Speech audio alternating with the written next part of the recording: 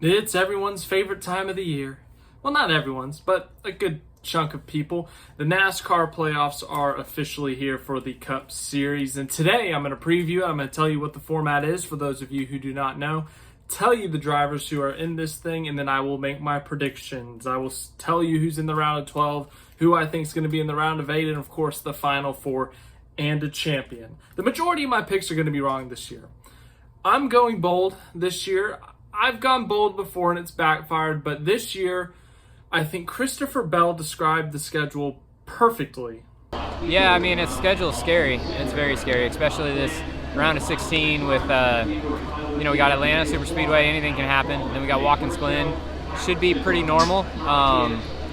But Watkins Glen road course, there's going to be the possibility to jump the stages. So you're going to have a lot of flip track position there. And then we go to Bristol, where we had that unbelievable race in the spring, and it looks like it's going to be more of the same for this one. So, we don't really know what to expect. This round of 16 is going to be bonkers.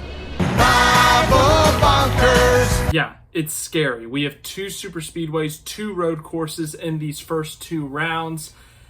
It's going to be scary, and it starts all at Atlanta. I will be there this upcoming weekend, was just at Darlington. This is not my normal setup. If you do not follow the channel, this is not normal. This is in between races, staying with some friends, so this is not what the background normally looks like. But as I said, let's go through this format first. It's a 16-driver field, a 16-team field in the NASCAR Cup Series Playoffs. You accumulate points through the year, and if you finish in the top 10 in the standings, you get bonus points, also known as playoff points. You also get those bonus playoff points if you win a race. You get 5 of them. If you win a stage, you get 1 of them.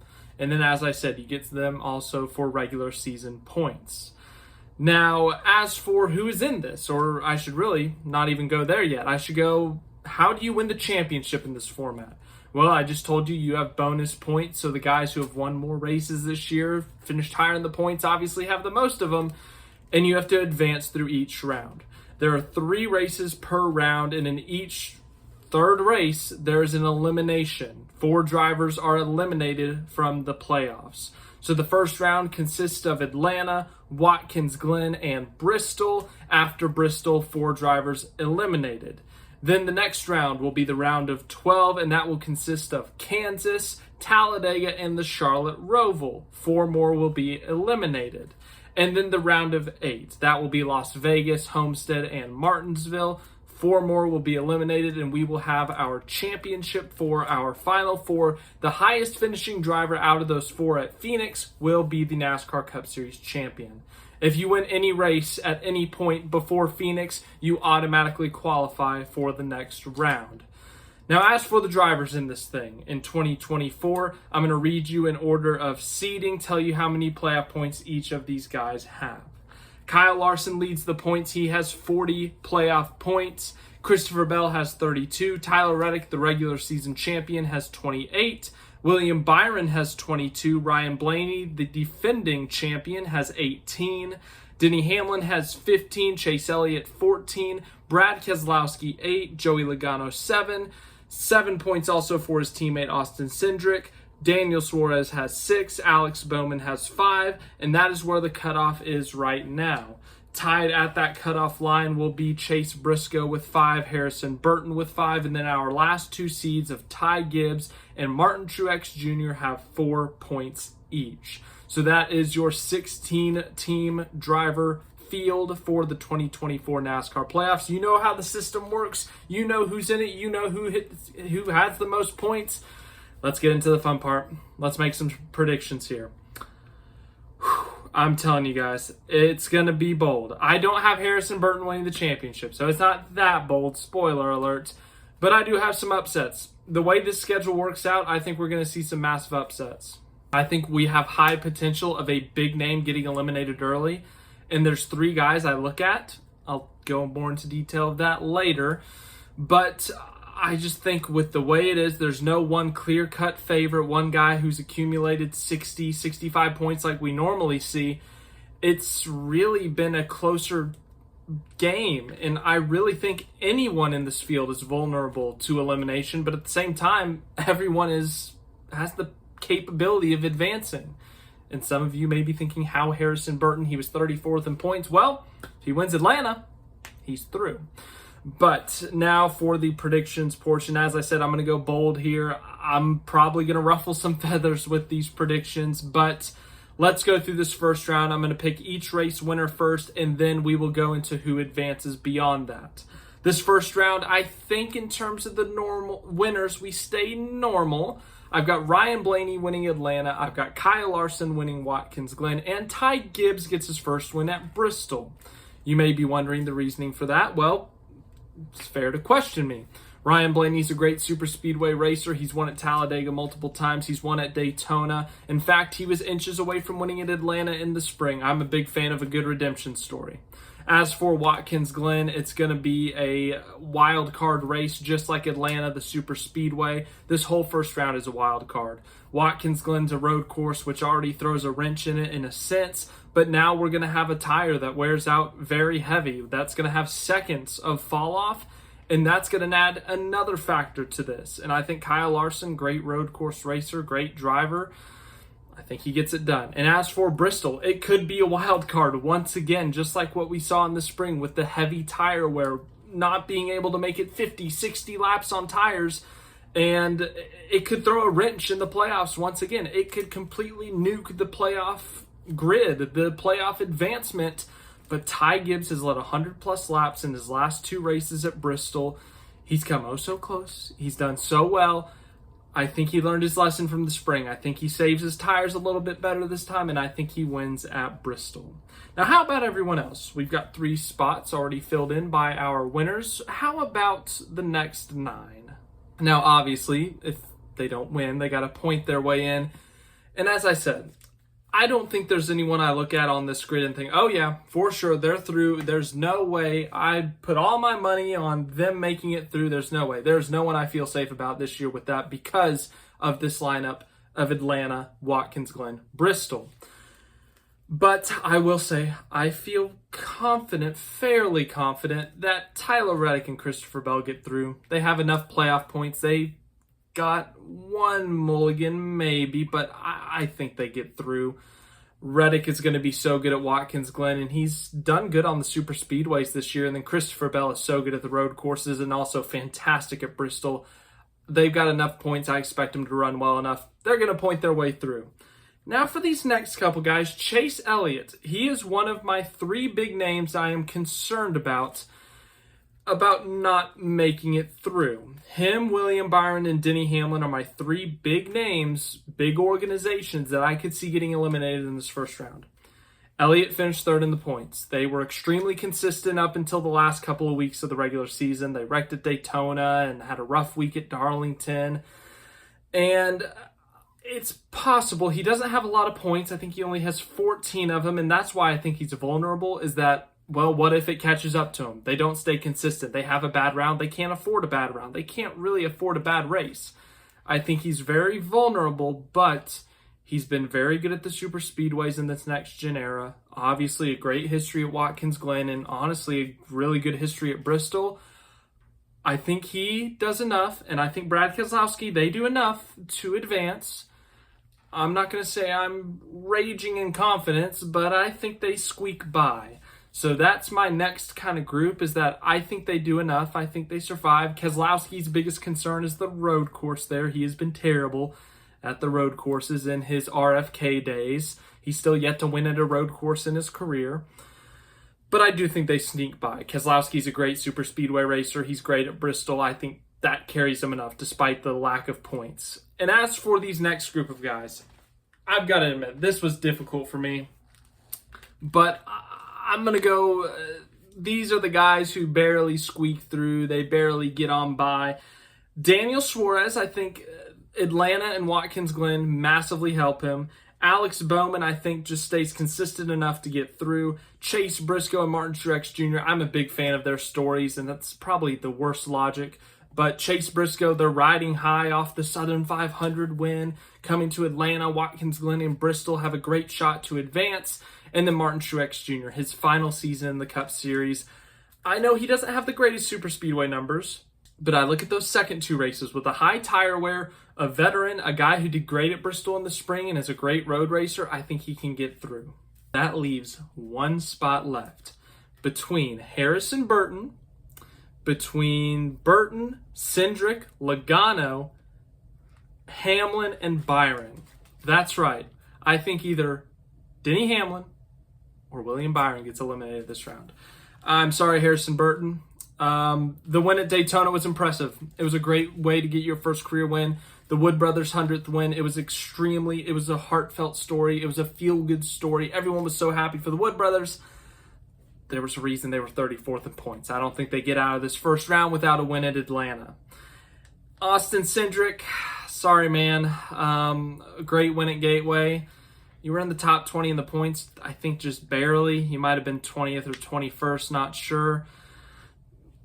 I know there's a super speedway and a road course in there, but I don't have Cindric advancing. And Joey Logano, the two-time champion, won a race last year and got eliminated in the first round, copy and paste it this year. Won a race at Nashville. It took them 5 overtimes. Otherwise, if they didn't win that race, they would have missed the playoffs. They haven't shown me anything this year. I'm sorry. Even the Nashville win, it took 5 overtimes for them to do it, saving an unknown amount of fuel. Joey Logano, the road course in there, I don't know. I just don't think Logano gets through. So that comes down to Denny Hamlin, William Byron. There's no logic behind this. I just fully expect chaos in this year's playoffs because of the schedule. But I give the edge to William Byron. I think Denny Hamlin gets eliminated in this first round of the playoffs. He has only 15 points. That penalty they got at Bristol, or for the Bristol engine, losing 10 playoff points, losing their regular season standing position, that was a massive blow to that team. In this first round, I don't like for him. Bristol, he could go out and win. Atlanta, he could go out and win, theoretically, and he could prove me wrong. He could go, this is the year he wins the championship, the year I pick him to get eliminated in the first round. But Denny Hamlin in the next gen era has yet to win at a super speedway. His road course numbers are all over the place, and Bristol is, I think he could go out and win, but if it's as random as it was in the spring, who's to say that he goes out and wins? We don't know what's going to happen at Bristol.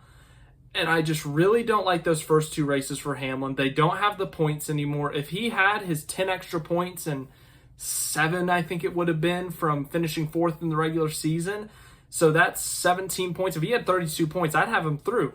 But 15's, that's a little bit too close, and this is the major upset that I have. I think Denny Hamlin gets eliminated in the first round of the playoffs. They've had a great season, but they've slumped a little bit as of late.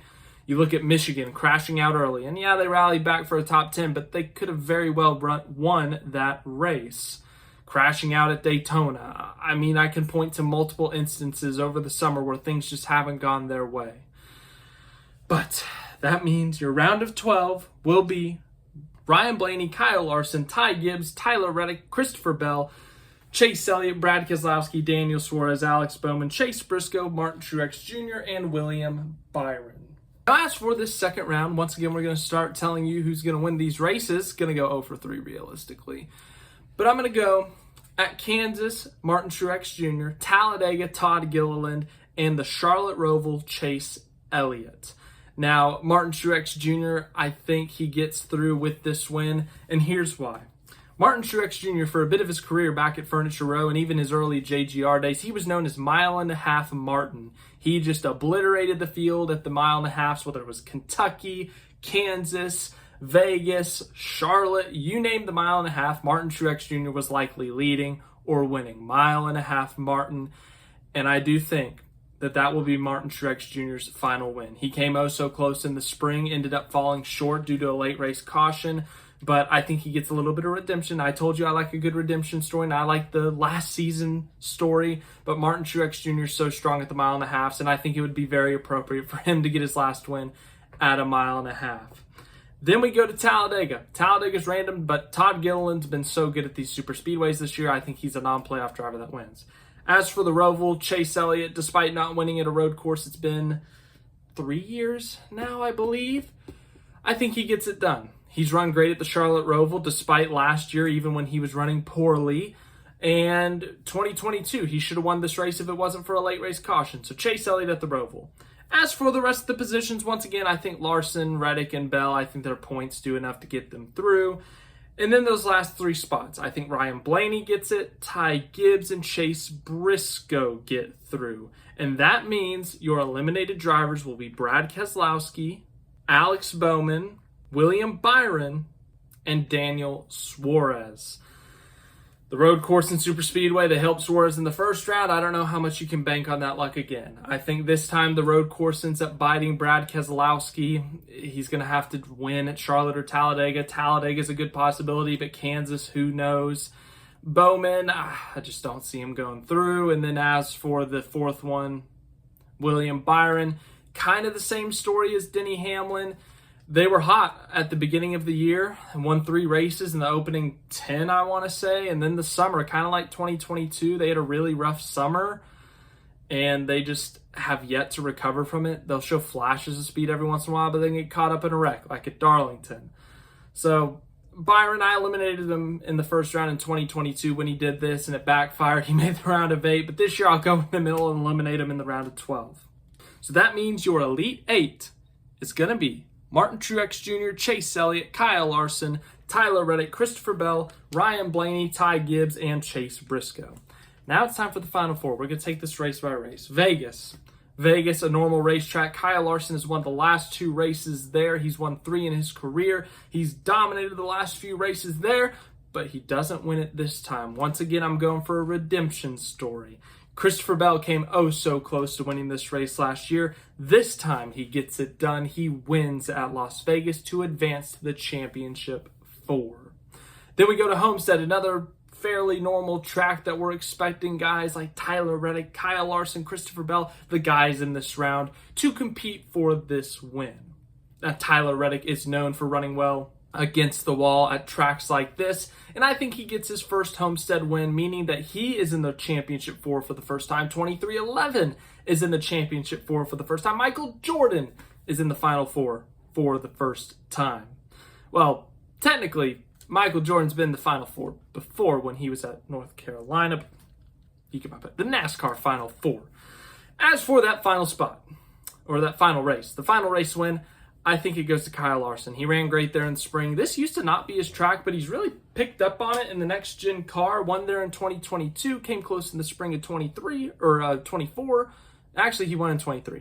Sorry, my math is wrong. I forget what year it is sometimes.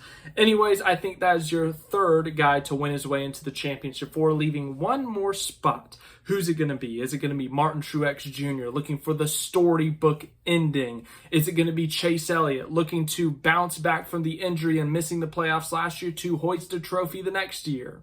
Ryan Blaney to defend his championship. Ty Gibbs to go from 0 wins to a championship in the season? Could you imagine? And then there's Chase Briscoe looking to send Stewart-Haas Racing off with a bang to end their career, to end their lifetime with a championship. Could you imagine the story? Couldn't get more storybook but than that.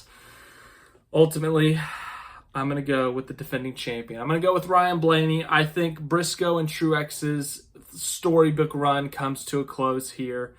Gibbs, I just don't think he has enough for these other guys. And Blaney just is the most logical driver at this point. He's done better than he did last year. Last year, Ryan Blaney had a rough summer stretch. He won the Coke 600, and then he was really bad through the summer, and he picked it back up in the playoffs. This year, they've been much more consistent. They were top 5 in the regular season standings. They led more laps, I want to say. He's led 430 this year, and they've won multiple races up to this point. And I think Ryan Blaney squeaks on by. These are tracks that he's run really well at recently. Martinsville, he could go out and win. Last year, he almost won Homestead. In Vegas, he ran top 5. So I think these are 4 guys that could very well win the championship. But now it comes down to the championship pick, the championship 4. We've got Kyle Larson, who's won a bunch of races this year. Tyler Reddick, who's been arguably the most consistent driver this year. He's won a couple races. Christopher Bell looking for his first championship. It would be his 3rd consecutive Final 4 appearance. And then we got Ryan Blaney looking to defend his title, go 2 for 2 in championship 4 appearances. Well, Phoenix. Oh, Phoenix. Kyle Larson's won there before. Ryan Blaney hasn't won there, but he's won a championship there before. Christopher Bell won there in the spring. Toyota was so strong there, and that helps Tyler Reddick and Bell. Ultimately, it's a tough choice. Anything could happen in this race. Any one of these 4 guys could win the championship, but I think it'll come down to the Toyotas. I think it's going to come down to Christopher Bell versus Tyler Reddick. Michael Jordan versus Joe Gibbs. Christopher Bell versus Tyler Reddick. The 45 versus the 20. And at the end of the day, it's my 2023 pick versus my 2024 pick. Well, it's 2024.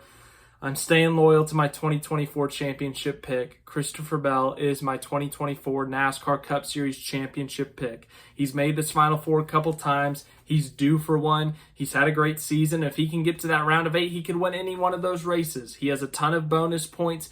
If he gets to that Final Four with how well Toyota did in the spring, I think he's a great shot. And we've never seen anyone sweep Phoenix since it became the championship race. Christopher Bell, he's going to become the first.